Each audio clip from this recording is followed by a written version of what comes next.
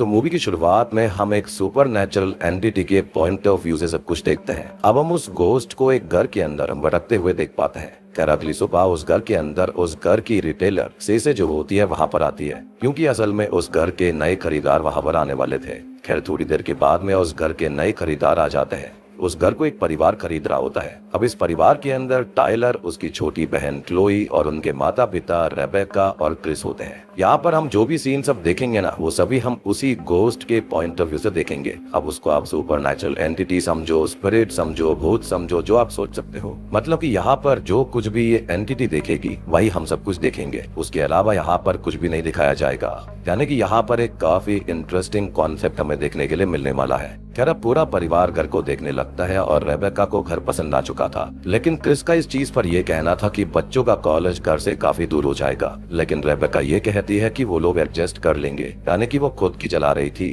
यानी कि यहाँ पर हम देख पाते हैं कि वो काफी डोमिनेटिंग होती है। एनीवेज अब हम क्लोई को देख पाते हैं जो कि अपने रूम में जा रही थी और गोस्ट भी उसके पीछे पीछे जाता है। अब जैसा कि मैंने आपको ऑलरेडी बताया कि स्पिरिट के पॉइंट ऑफ व्यू से हम सब कुछ देखने वाले हैं। यहाँ पर आपको समझ आया होगा कि गोस्ट जो है वो क्लोई के पीछे आया हुआ था, तो हम बस क्लोई वाले सीन्स देख पा रहे हैं। नीचे क्या बातें हो रही थी, क्या कुछ हो रहा था, हमें कुछ नहीं पता, क्योंकि गोस्ट असल में क्लोई के पीछे ही जा रहा था। काफी ज्यादा क्लेवर राइटिंग और कॉन्सेप्ट है ये। हम हमेशा इंसानों के पॉइंट ऑफ व्यू से हमेशा देखते हैं, लेकिन आज हम स्पिरिट के पॉइंट ऑफ व्यू से सब कुछ देखेंगे। खैर क्लोई अपना रूम चेक करने लगती है और वो गोस्ट जो होता है वो क्लोई के रूम में क्लोजेट के अंदर छुप जाता है। यहाँ पर क्लोई को उस गोस्ट की प्रेजेंस फील हो रही थी, लेकिन वो इस चीज को इग्नोर कर देती है। अब अगले दिन वो गोस्ट ये देखता है कि उस घर में पेंटर्स आए हुए थे, यानी कि घर को पेंट करने के लिए। यानी कि यहाँ पर थोड़ा बहुत रेनोवेशन वाला काम होने वाला था। खैर अब ये जो गोस्ट होता है वो उन पेंटर्स के पीछे जाता है और उन्हें काम करते हुए देखता है। अब क्रिस एक पेंटर के पास जाता है और उसको पता चलता है कि उस पेंटर का साथी क्लोई के रूम में जाना नहीं चाहता था। शायद से उस पेंटर को उस रूम के अंदर गोस्ट की प्रेजेंस फील हो गई होगी। खैर अब क्रिस वहां से चला जाता है और पेंट का काम पूरा हो चुका था। फिर सीन रात की तरफ शिफ्ट होता है और हम टाइलर को कॉलेज से घर आता हुआ देख पाते हैं। फिर अगले दिन ही स्पिरिट के पीओवी से दिखाया जाता है कि रेबेका किसी से कॉल पर बात कर रही थी। फिर रात को हम रेबेका और टाइलर की बातों को सुन पाते हैं और ये भी गोस्ट के ही पीओवी से था।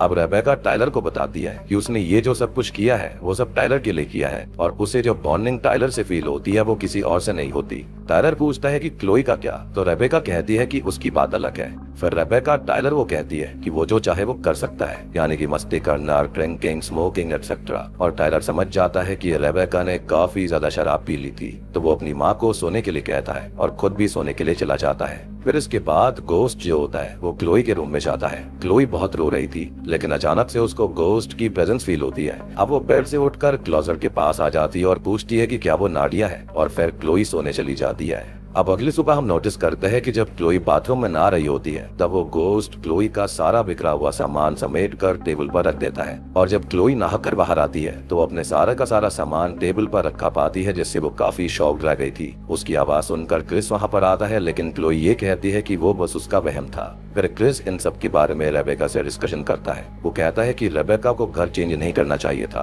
क्लोई की 2 स्कूल फ्रेंड्स खत्म हो गई थी, जिसमें से एक क्लोई की बेस्ट फ्रेंड नारिया भी थी। रेबेका कहती है कि नारिया असल में ड्रग ओवरडोज से मारी गई थी और यहाँ पर जो गोस्ट है वो नारिया का हो सकता है। अब क्रिस ये कहता है कि रेबेका ये सब बस खुद के लिए कर रही है, क्योंकि यहाँ से वो अपने काम पर जल्दी पहुँच जाती है। और ये बात सुनकर रेबेका नाराज हो गई थी, लेकिन क्रिस की बात बिल्कुल सच होती है। खैर अब रात को होता यह है कि क्रिस के लॉयर का फोन आ रहा होता है, लेकिन क्रिस अपने लॉयर को वॉइस मेल करता है कि वो उसे बाद में कॉल करे। खैर अब सीन अगले दिन पर शिफ्ट होता है और हम टाइलर के नए दोस्त रायन को देख पाते हैं, जो कि कॉलेज में काफी फेमस लड़का है। खैर टाइलर रायन को क्लोई से मिलवाता है और वहां से चला जाता है। उनके जाने के बाद में गोस्ट जो होता है वो क्लोई के रूम का दरवाजा ही बंद कर देता है। अब टाइलर रायन को अपने रूम में ले जाता है और वो दोनों ड्रिंक करने लगते हैं। खैर अब रात को हम देखते हैं कि रेबेका जब काम कर रही होती है तो क्रिस उसके पास जाता है। खैर अब क्रिस रेबेका को ये बताता है कि उसने क्लोई के लिए एक काफी अच्छा थेरेपिस्ट ढूंढ लिया है, लेकिन रेबेका ये कहती है कि क्लोई को थेरेपिस्ट की नहीं बल्कि वक्त की जरूरत है। क्रिस समझ गया था कि रेबेका असल में क्लोई के लिए थेरेपिस्ट की फीस नहीं देना चाहती थी। मुझे ऐसा लगता है कि यहाँ पर वो अपने बेटे टाइलर से ज्यादा प्यार करती है as compare to her daughter. खैर क्रिस फिर क्लोई और टाइलर से वो क्या खाना चाहते हैं वो पूछकर बाहर चला जाता है। यहाँ पर हम नोटिस कर सकते हैं कि क्रिस अपने दोनों ही बच्चों से बराबर प्यार करता है, लेकिन यहाँ पर रेबेका के साथ सेम सीन नहीं था। खैर बाहर उसे उसके लॉयर की कॉल आती है और ये सब बातें गोस्ट भी सुन रहा होता है। अब क्रिस अपने लॉयर से पूछता है कि उसका एक फ्रेंड है जिसकी मैरिड लाइफ अच्छी नहीं चल रही, तो अगर डिवोर्स लेना हो तो कस्टडी का क्या होगा, यानी कि बच्चों की कस्टडी का। तो जाहिर तौर पर लॉयर ने ये कहा था कि अगर बच्चे अपनी मर्जी से जिस भी माता पिता के साथ रहना चाहते हैं वो रह सकते हैं। इनडायरेक्टली यहाँ पर शायद वो अपनी और रेबेका की बात कर रहा था। ऑब्वियसली बात हम देख सकते हैं कि वो अपनी बीवी से काफी तन्ना चुका था, because she is very dominating. अब सीन अगले दिन पर शिफ्ट होता है, जहाँ पर दिखाया जाता है कि क्लोई रैन को घर लेकर आई थी। वो दोनों किचन में जाते हैं और बातें करने लगते हैं। फिर क्लोई उसे अपने रूम में लेकर जाती है और रैन को वहाँ पर पता चलता है कि क्लोई और नाडिया असल में बेस्ट फ्रेंड हुआ करती थी। रैन पूछता है कि यह क्लोई को लगता है कि नाडिया ने खुद अपनी जान ली होगी, तो क्लोई कहती है कि नहीं, ऐसा नहीं हो सकता, नाडिया ऐसा कर ही नहीं सकती थी। और नाडिया और क्लोई बहुत ही ज्यादा अच्छी दोस्त थी, बहुत ही ज्यादा करीब थी, और इसलिए क्लोई वो सब भूल नहीं पा रही है। वो बताती है कि सबसे बुरी फीलिंग होती है अपने किसी करीबी को खोने की, स्पेशली जब आपको पता चले कि वो ऐसे खत्म हुए हैं जैसा कि कभी आपने सोचा भी नहीं था। अब ऐसे ही बातों में क्लोई और रायन क्लोज आ जाते हैं और एक दूसरे को किस करने लगते हैं। अब यहाँ पर रायन ये बात बताता है कि आज तक उसने कभी अपनी मर्जी से कोई भी फैसला नहीं लिया। उसकी माँ भी उसे बस कंट्रोल करना चाहती है, लेकिन ये जो क्लोई के साथ हो रहा है वो अपनी मर्जी से कर रहा है। खैर अब ये दोनों ही इंटीमेट होने वाले होते हैं, लेकिन ये जो स्पिरिट होती है इसे ये चीज बिल्कुल पसंद नहीं आती, इसलिए वो क्लोजेट के सभी कपड़े गिरा देता है। जब क्लोई क्लोजेट के पास जाती है तो वो गोस्ट उसके फेस पर सांस भी लेता है और इससे क्लोई काफी डर गई थी, यानी कि इसके बाद इन दोनों के बीच कुछ भी नहीं होता। बेसिकली स्पिरिट इस चीज को रोकना चाह रही थी। अब रात को क्लोई डिनर के वक्त बताती है कि इस घर में नाडिया का ही भूत है। खैर अब ये बात सुनकर टायलर को काफी गुस्सा आ गया था और वो अपनी बहन को ही उल्टा सीधा बोलने लगता है कि नाडिया एक ड्रग एडिक्ट हुआ करती थी। अब क्रिस गुस्से में उन सबको चुप रहने के लिए बोलता है और कहता है कि वो ऐसे नहीं रह सकता। खैर अब रात को हम देखते हैं कि टायलर अपने पिता से माफी मांगता है कि उसने जो कुछ भी कहा वो काफी गलत था। इस पर क्रिस ये कहता है कि क्लोई ने बहुत कुछ सहा है और ऐसी बातें उसे और ज्यादा दुख पहुंचा सकती है। खैर अगले दिन अब क्लोई की माँ रेबेका उसको एक टॉप गिफ्ट में देती है, लेकिन यहाँ पर गिफ्ट के अंदर वो जो फीलिंग होती है ना, वो बिल्कुल भी नहीं दिख रही थी। ऐसा लगता है कि जैसे रेबेका अपनी बेटी से उतना प्यार नहीं करती। एनीवेज अब रात को सारा परिवार बैठकर बातें कर रहा होता है और टायलर उनको एक प्रैंक के बारे में बता रहा था जो कि उसने रायन के साथ ने मिलकर एक लड़की के साथ किया। उन्होंने उस लड़की को एक बहुत ही एम्बैरेसिंग सी टी शर्ट पहनने के लिए कहा था। अब क्लोई ये देखती है कि जिस लड़की के साथ टायलर के दोस्तों ने मजाक किया था, उस लड़की की वो टी शर्ट वाली पिक्चर सभी जगह वायरल हो गई थी। अब ये सारी चीजें वो स्पिरिट भी देख रही होती है, जो कि बहुत ही ज्यादा गुस्सा हो जाती है और वो गुस्से में आकर टायलर के रूम में चली जाती है। इसके बाद इस गोस्ट ने टायलर के रूम को पूरी तरह से तहस नहस कर दिया था।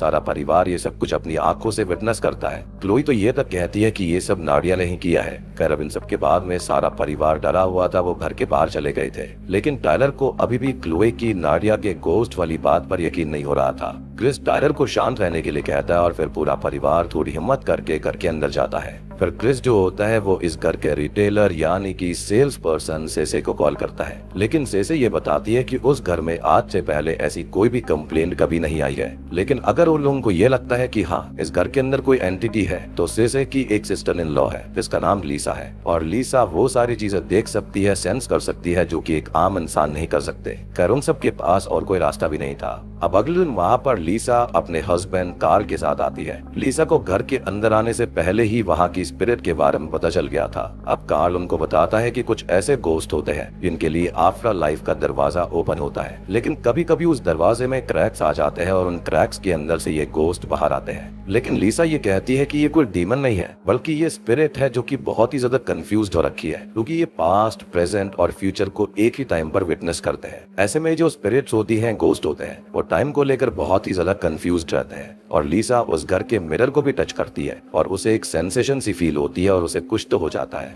वो फिर क्रिस को अपने साथ दूसरे रूम में लेकर जाता है और बताता है कि जब लीसा ऐसे स्पिरिट से इंटरेक्ट करती है तो फिर वो 3-4 दिन तक काम नहीं कर पाती।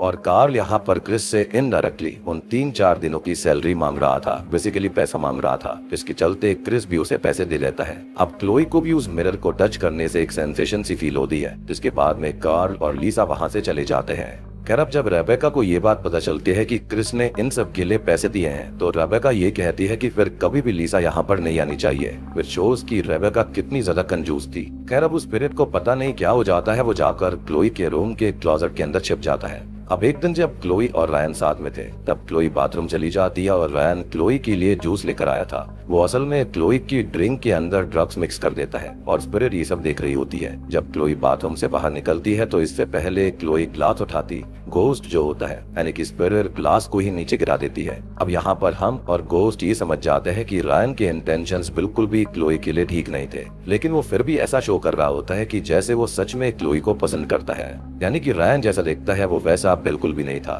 खैर रात को फिर क्लोई के पास में क्रिस आता है और वो ये बताता है कि क्रिस की माँ एक कैथोलिक है। क्रिस क्लोई का नाम ब्लू रखना चाहता था लेकिन उसकी माँ को ये मंजूर नहीं था, इसलिए क्रिस ने क्लोई का मिडल नेम ब्लू रख दिया। वो बताता है कि उसे पता है कि इस घर में कुछ तो है और उसने भी इस चीज को महसूस किया है। क्रिस बोलता है कि उसे क्लोई पर पूरा विश्वास है। हम यहाँ पर क्लियरली देख सकते हैं कि क्रिस और क्लोई के बीच सच में एक अच्छी बॉन्डिंग थी और क्रिस जो है वो खाली क्लोई को नहीं बल्कि टाइलर को भी इक्वली प्यार करता है, लेकिन रेबेका बस टाइलर से प्यार करती है। खैर अगले दिन लीसा उनके घर के बाहर आ जाती है लेकिन क्रिस उसे वहाँ से भेजना चाहता था। अब लीसा जो होती है वो जाते जाते ये बताती है कि कुछ बहुत ही बुरा होने वाला है और वो अभी तक हुआ नहीं है लेकिन वो जरूर होगा। लीसा क्रिस को अपने विजन के बारे में बताती है जो उस दिन उसको आया था। उसके अंदर उसने एक विंडो को देखा था और ये सब कुछ उससे रिलेटेड है। ये सब कुछ वो स्पिरिट भी अंदर से देख रही होती है। खैर अब लीसा ये बताकर वहाँ से चली जाती है, यानी कि इस घर के अंदर कुछ ना कुछ तो बुरा होने वाला है। खैर अब सीन अगले दिन पर शिफ्ट होता है जहाँ पर क्रिस और रेबेका काम के लिए शहर से बाहर जा रहे थे।